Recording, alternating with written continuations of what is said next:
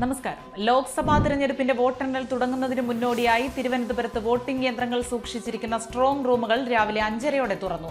Returning officer, assistant returning officer, സ്ഥാനാർത്ഥികൾ, തിരഞ്ഞെടുപ്പ് ഏജന്റുമാർ, തിരഞ്ഞെടുപ്പ് കമ്മീഷൻ നിരീക്ഷകർ എന്നിവരുടെ സാന്നിധ്യത്തിലാണ് സ്ട്രോങ് റൂം തുറന്നത്.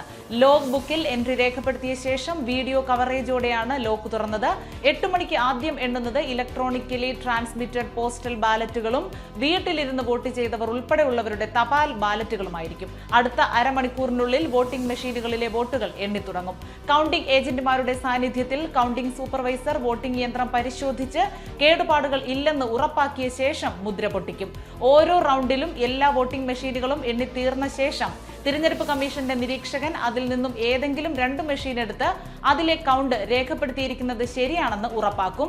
അത് കഴിഞ്ഞാൽ ആ റൗണ്ടിന്റെ ടാബുലേഷൻ നടത്തി ആ റൗണ്ടിന്റെ റിസൾട്ട് റിട്ടേണിംഗ് ഓഫീസർ പ്രഖ്യാപിച്ച് രേഖപ്പെടുത്തും.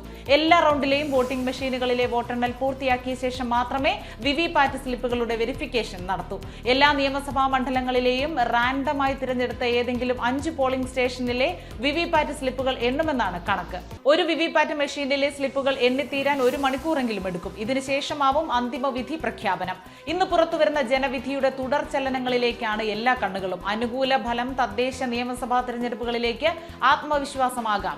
പ്രതികൂലമായാൽ പ്രശ്നങ്ങളുടെ പരമ്പര കാത്തിരിക്കുന്നു. എക്സിറ്റ് പോൾ ഫലങ്ങൾ കൂടി അനുകൂലമായതോടെ 16 മുതൽ 17 സീറ്റുകളോ കൂടുതലോ UDF പ്രതീക്ഷിക്കുന്നു. എക്സിറ്റ് പോളുകൾ പിഴയ്ക്കുമെന്നും ഏറ്റവും കുറഞ്ഞത് 4 മുതൽ 5 സീറ്റുകൾ ലഭിക്കുമെന്നുമുള്ള കണക്കുകൂട്ടലിലാണ് LDF. കേരളത്തിൽ അക്കൗണ്ട് തുറക്കാൻ ആഗ്രഹിക്കുന്ന BJPക്ക് എക്സിറ്റ് പോൾ പ്രവചനങ്ങൾ പ്രതീക്ഷ പകരുന്നതാണ്. UDFന് അനുകൂലമായാൽ 16 സീറ്റോ കൂടുതലോ നേടാൻ കഴിഞ്ഞാൽ തദ്ദേശ നിയമസഭാ തിരഞ്ഞെടുപ്പ് തോൽവികൾക്ക് ശേഷമുള്ള UDFന്റെ ശക്തമായ തിരിച്ചുവരവായത് മാറും.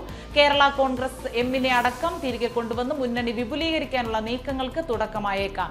ഇനി പ്രതികൂലമായാൽ, സാഹചര്യം അനുകൂലമായിട്ടും പ്രതീക്ഷിച്ച വിജയത്തിന് സാധിച്ചില്ലെങ്കിൽ സംസ്ഥാനത്തെ രാഷ്ട്രീയ ബലാബലത്തിൽ UDF വല്ലാതെ പിന്തള്ളപ്പെട്ടു എന്ന വിലയിരുത്തൽ ഉണ്ടാകും. കോൺഗ്രസിലും UDFിലും അന്തഛിദ്രങ്ങൾ ഉണ്ടാകാം. ദേശീയ തലത്തിലും കേരളത്തിലും കോൺഗ്രസിന് ശക്തി ക്ഷയിച്ചെന്ന് വന്നാൽ മുസ്ലിം ലീഗിനെ കൂടെ കൂട്ടാനുള്ള ശ്രമങ്ങൾ CPM ശക്തിപ്പെടുത്തും. ഇനി LDFന് അനുകൂലമായാൽ, കഴിഞ്ഞ തവണ ഒറ്റ സീറ്റിൽ മാത്രമാണ് ജയിച്ചത് എന്നതിനാൽ അത് 5എങ്കിലുമായി വർദ്ധിപ്പിക്കാനായാൽ മുഖ്യമന്ത്രി പിണറായി വിജയനും പാർട്ടിക്കും നേട്ടമാകും.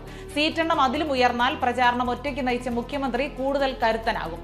സംസ്ഥാന സർക്കാരിനെതിരെയുള്ള വിമർശനങ്ങളും മുഖ്യമന്ത്രിക്കെതിരെയുള്ള ആക്ഷേപങ്ങളും ജനം നിരാകരിച്ചെന്ന് സമർത്ഥിക്കാൻ കഴിയും. ഇനി പ്രതികൂലമായാൽ വോട്ട് ശതമാനം കഴിഞ്ഞ തവണത്തെ 35.1% നിന്ന് താഴുകയും സീറ്റ് തീരെ കുറയുകയും ചെയ്താൽ ഭരണവിരുദ്ധ വികാരമാണ് കാരണം എന്ന വിമർശനം ശക്തമാകും. LDFന്റെ വോട്ടുകൾ BJP ചോർത്തി എന്ന വിശകലനം കൂടി ഉണ്ടായാൽ ഭാവിയിൽ CPMന് ആശങ്കപ്പെടേണ്ട സ്ഥിതി സംജാതമാകും. അതേസമയം കേരളത്തിൽ അക്കൗണ്ട് തുറക്കാനായാൽ BJPക്ക് അത് ചരിത്ര നേട്ടമാകും. തദ്ദേശ നിയമസഭാ തിരഞ്ഞെടുപ്പുകൾ ലക്ഷ്യമിട്ട് പാർട്ടി വർദ്ധിത വീര്യത്തോടെ നീങ്ങും. NDA അധികാരത്തിലെത്തിയാൽ കേരളത്തിൽ നിന്ന് ആദ്യമായി ലോക്സഭയിലേക്ക് ജയിക്കുന്നവർക്ക് ക്യാബിനറ്റ് പദവി പ്രതീക്ഷിക്കാം.